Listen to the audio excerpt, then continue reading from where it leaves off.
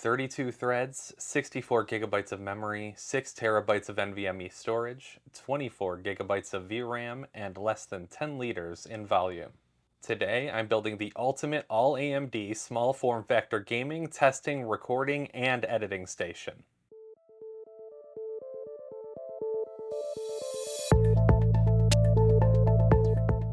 As you may know, I recently moved back to the US and I needed to create a new space for testing, filming, and editing. So I decided to invest in the channel and create the best space I could, while still sticking to a corner in my bedroom. Because of that, today's video is a bit different. Consider it a build log, desk setup, and recording studio tour in one. As usual, everything I talk about in this video will have a link in the description below. Moving into the video, it's hard to have an editing station without the station, so let's move to a quick disclaimer from the sponsor of the video, FlexiSpot. They were kind enough to send me one of their L-shaped sit-stand desks, and no money changed hands, but they have provided me with an affiliate link below where I will earn commission from sales using the link.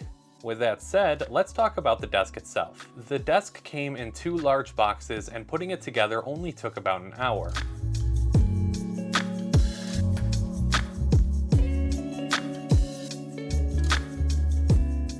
Mine is their E1L model, which has dual motors, can be configured either right or left-handed, and can support up to 220 pounds. It's 6 feet wide and 4 feet deep with a 4 foot by 2 foot section in the middle for sitting, and the top is made out of bamboo. FlexiSpot has a lot of choices when it comes to size, shape, and finish of the desk, and you can choose each independently, giving you exactly the desk that you want. In addition to the white finish that I have, they also currently offer both wood grain and black, and the base can be recolored as well. The beauty of these sit-stand desks is that when I feel like I need to stand, or if I need to film, I can raise or lower it with a single button press, and the motors are so smooth I can keep my drinks or projects on the surface safely. The build quality is also very good, especially for the price, and it's largely very rigid, with the only exception being the wing. I have to press pretty firmly to get to a point where I think it'll be an issue, but actually setting things there hasn't caused any concern. If any of this sounds good to you, then make sure to use my affiliate link in the description below for Black Friday deals up to 70% off any FlexiSpot desk. As a matter of fact, I enjoyed the desk so much that I personally bought FlexiSpot's C7 all-black office chair to use alongside it. As a very large guy, I need a sturdy chair with good lumbar support, and this one has fit the bill perfectly. The chair itself is very solid and feels great to sit on, with 2 small caveats. The cushion is a little too thin for me, and there's some creaking when I wiggle around. With the station itself out of the way though, let's move on to the parts that I used in the computer. Starting out with the CPU, I chose the definitely overkill AMD Ryzen 7950 X3D to give me the best of both productivity and gaming performance. It has a 120 watt TDP, a base clock of 4.2 GHz, a boost clock of 5.7 GHz, 16 cores, 32 threads, half of which are using the vertical cache. There are definitely some things to know when using this CPU, as it has asymmetrical CCDs, but that's a bit beyond the scope of this video. If you're interested in how I tamed it, definitely let me know in the comments below.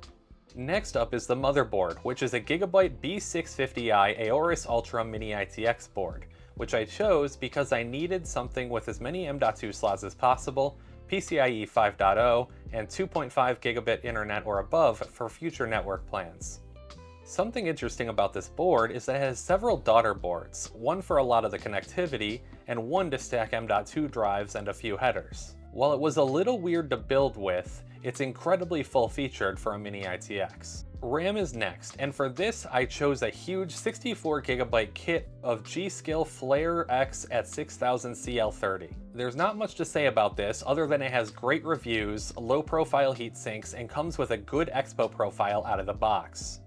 Moving right on, next is the GPU, the Sapphire Pulse Radeon RX 7900 XTX.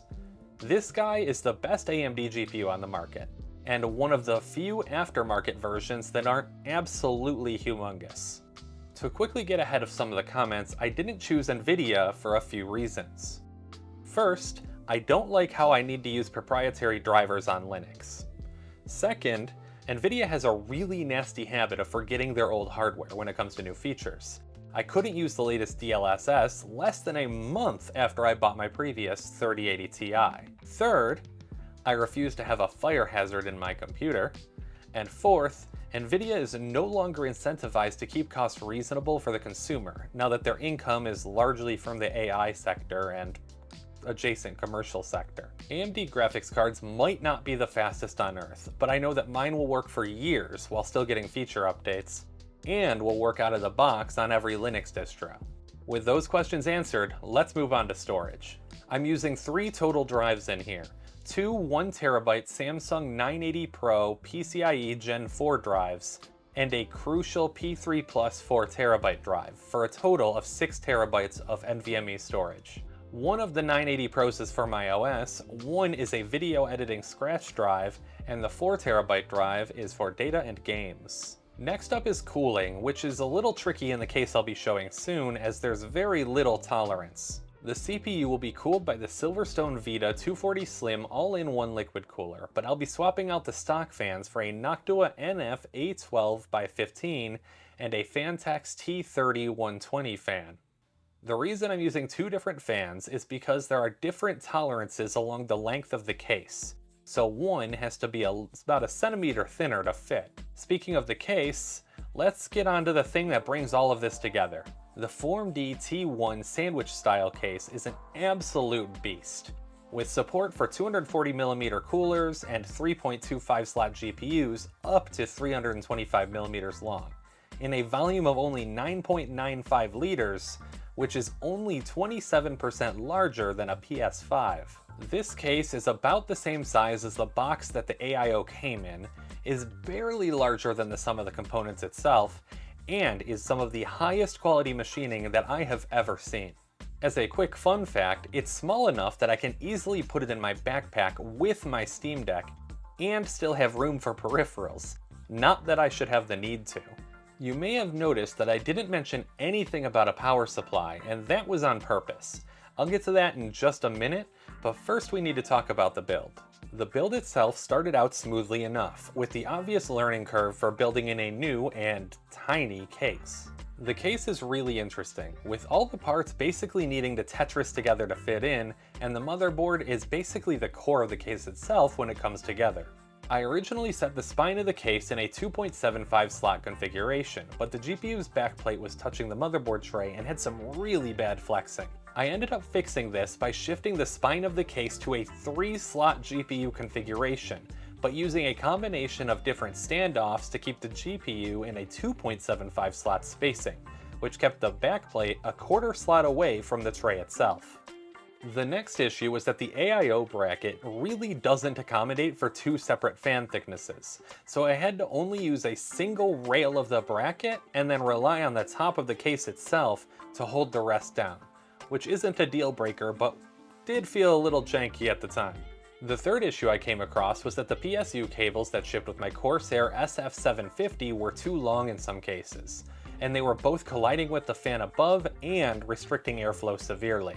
I initially had a lot of trouble with this, spending nearly an hour trying different cable routes, but I eventually found a Reddit post showing that the power supply could be rotated by 90 degrees, which was nowhere that I could find in the manual. After rotating it, the case was finally able to be closed without jamming the fan or hurting the AIO tubing, but there was still a bit of flex in the side panels. I decided to set the computer up anyway for a few days, since I needed to edit my portable powerhouse video. And then something odd happened. For the first day and a half, it was chugging along perfectly fine with no issues whatsoever. But then I turned it off and it would not come back on. I disassembled the entire computer to check every single connection and I couldn't see any issues. So I reassembled it and it powered on again. At the time, I chalked it up to either GPU or RAM maybe being seated improperly the first time. From there, the computer was perfectly usable for 3 days, and then I shut it down again. After the second shutdown, it refused to boot outright. So I did the same thing as before and I still didn't see any signs of life, so I decided to test the power supply. It was completely dead. Nothing, even while jumping the pins directly with a paper clip, with a jig, nothing. I searched quite a bit online and found that some users on the LTT forums had a similar issue, and eventually Corsair recalled a few batches of the SF750 power supplies for PSU failures in a combination of high temperatures and high humidity, but while the PC was completely off. While I didn't have high temperatures or humidity or the same batch, the failure itself was very similar, only occurring while the computer was off or trickle charging. So I decided to get a different model of power supply to make sure that this did not happen again. And that's where my Cooler Master V850 SFX Gold power supply comes in. After waiting for it to arrive and having a dead computer for a week, I swapped the supply in and had an even harder time getting the new cables routed, but eventually succeeded. Thankfully, it came up without a hitch, and I was able to place an order for some custom PSU cables. Speaking of, here they are. These were ordered from the amazing P-Slate Customs and are absolutely perfect for the build. I went for a more muted black and blue look since I didn't want much showing through the side of the case, and the configurator on their site allowed me to select all the components in my computer and what rotation I wanted the power supply in. Once I had ordered the cables that I needed, I just needed to wait a few weeks, and I was able to swap out every power supply cable I had in my entire computer. The end result was a system that looked significantly better and had significantly better airflow and cable management. Believe it or not, that's actually the short version of the story. Thankfully, it's been very consistent since then, and it's been an absolute workhorse. So let's move on to a desk tour. Alright, so first things first, I have two monitors. The one here on the left is a Gigabyte M32U, which is a 4K 144Hz HDR monitor. And on the right is a Scepter 27-inch 2K monitor. I'll leave the link in the description for both of these. The one on the right, the Scepter, is okay. It was a cheap second monitor. The M32U is genuinely the best display I've ever used. So moving into the actual setup, down here you can see that I have my actual computer. It's just tiny down there. There's not much to it. Here, I'll compare my hand to it. The size is very small.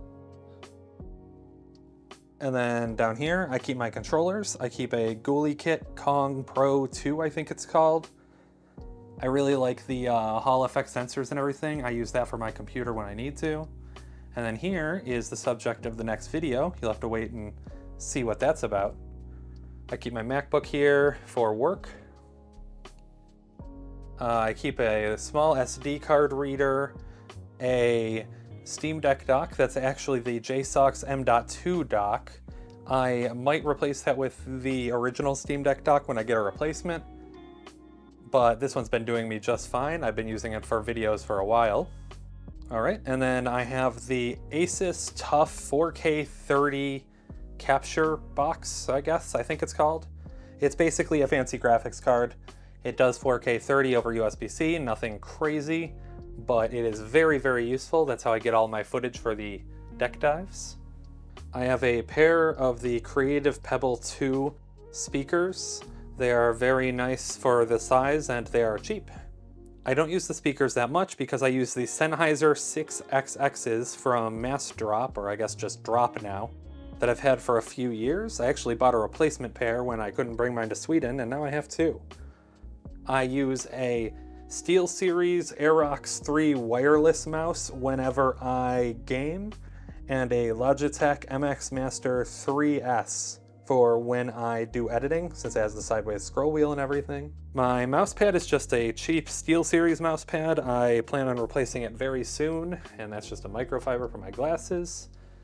This is a Keychron K8 Pro keyboard. It has RGB and everything. It doesn't really matter to me that it does, but it does have Bluetooth, and it's also hot swap key switches, which is very important to me.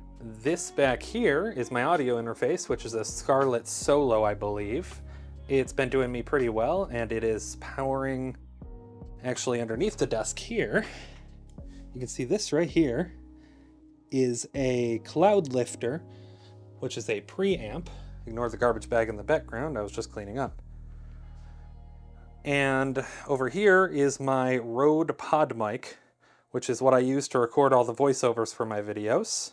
On the right side over here is where I actually do all of my B-roll and my shots, and I needed something with a logo, so I knew where to actually center my stuff, so I knew whether I'd be in frame or not. So I actually got this really nice Gamer's Nexus mat, and it's been great. As you probably saw in the footage earlier, I used it to assemble my computer, and I also got the signed version, which is nice. And then if we go around the back here, I just have some lighting. This is the storage where I keep everything for the studio. And then down here is the cable management, which is not the best, but it is on this little hammock, except for the audio stuff, which I want to keep separate in order to keep it from interfering. And then the computer is just this little guy right here. And I have a very underpowered UPS down there, just in case of brownouts. It should last me like 5 minutes and keep me alive for that period of time. Other than that, I just have some generic studio lighting. And oh yeah, the last thing I forgot was my Logitech Stream Cam. I'll probably be replacing it soon. I don't love it, but that is my entire setup. All right, back to the rest of the video. As for the elephant in the room, why is Windows installed on here when I'm such an avid fan of Linux? To put it simply, DaVinci Resolve hardware acceleration does not work with AMD on Linux at all, even in the paid version. That is a deal breaker for me. I need to edit my videos, so I need to use Windows at this time, but I am trying over and over again to try to get it to work on Linux with GPU acceleration. And that concludes this video about where and how my videos get made. Let me know in the comments below if you want some benchmarks from this computer or any other stats or anything. I tried to keep this a little less technical. Thank you to my patrons, YouTube members, super thanks donors, and FlexiSpot for making both the computer build and this video possible. Lastly, a little bit of news for you who have stayed until the end. I bought an OLED Steam Deck and it'll be on its way soon. It's the 1TB limited edition model. So you can look forward to much more content involving it from here on out. Thank you again to all of my patrons, because without you, I would not have the new Steam Deck on the way. All right, and as always, thank you all for watching and have a great day.